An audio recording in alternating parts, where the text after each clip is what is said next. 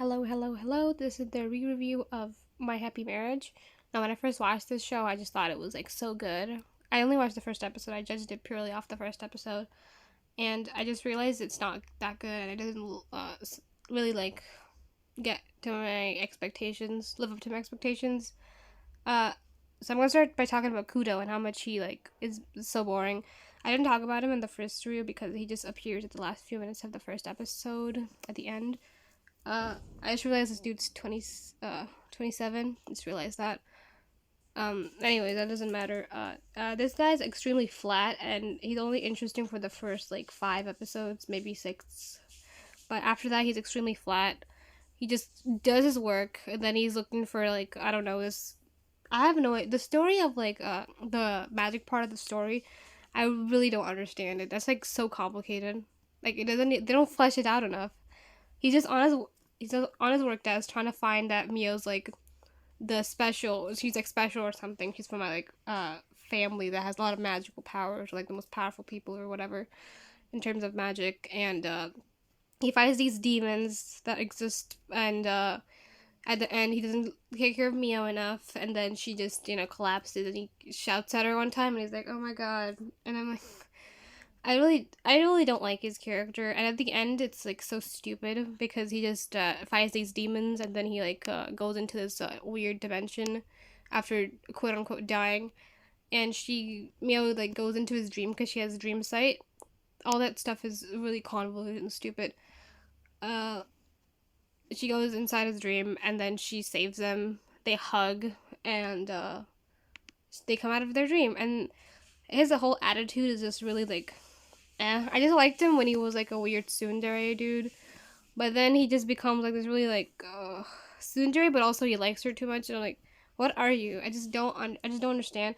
I don't like his hair at all. I just thought he was like super hot because I just think every character, hot anime character, is just really attractive. But his personality really shines through, and he's really boring, and his hair is also weird, honestly.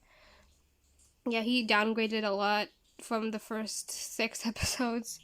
Then there's Mio. I thought she was like so interesting at the start, but then she goes to their house and she's like, "What a beautiful person." Okay, and then she tries to get on his good side, making him gifts like for his rat tail hair, and then she makes him food. He likes her eventually. He gives her a comb. She's flattered, and then they are on good terms. And I just thought that they got on good terms way too easily, because after a couple episodes they were on good terms, they were fine, and then I was like, what is more to the story? I thought it was just about their romance, and I was right. After that, it just got really boring about magic and shit, and I did not care. And Mio just got worse. She gets abducted by her bitchy sister and their mother, and then they beat her up.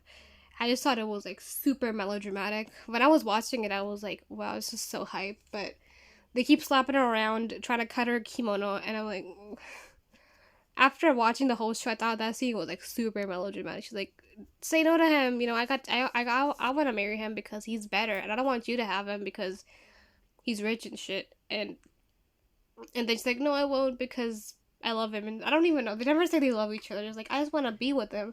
And I'm like, no shit, you do, because your other options are these people.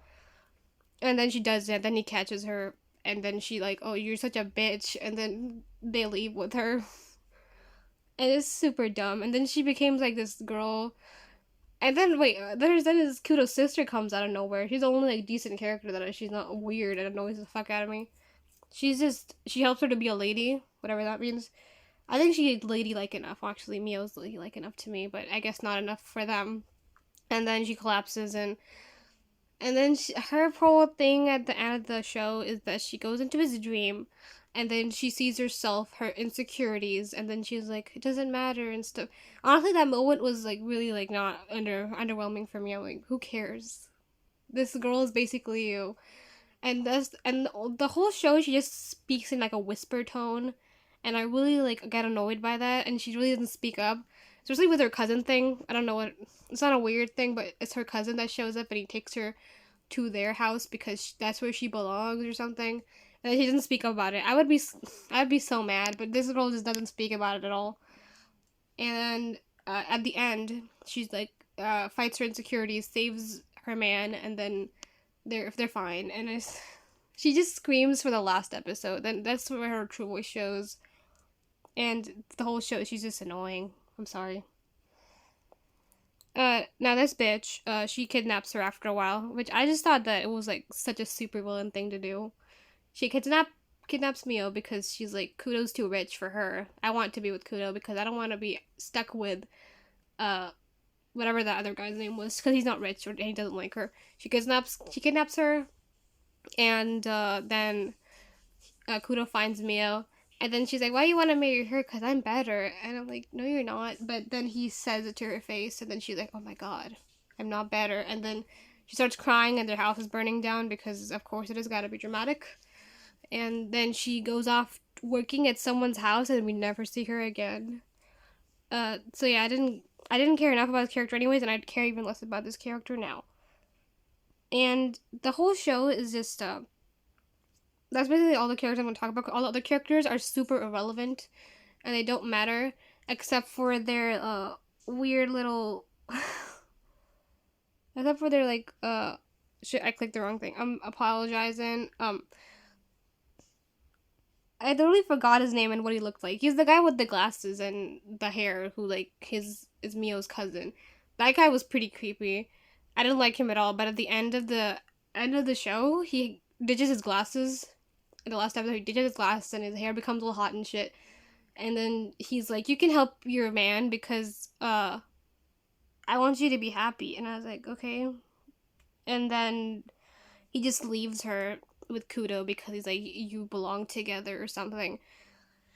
And I just thought that was the full 180. I thought the character's development, and then they go down, and then they do a full 180. This character was super weird. I don't like this show. I don't think I'll watch the second season of it. I didn't want to, but I don't drop shows like that, so I have to watch the second season. So I'm gonna. And that's the whole review of the show.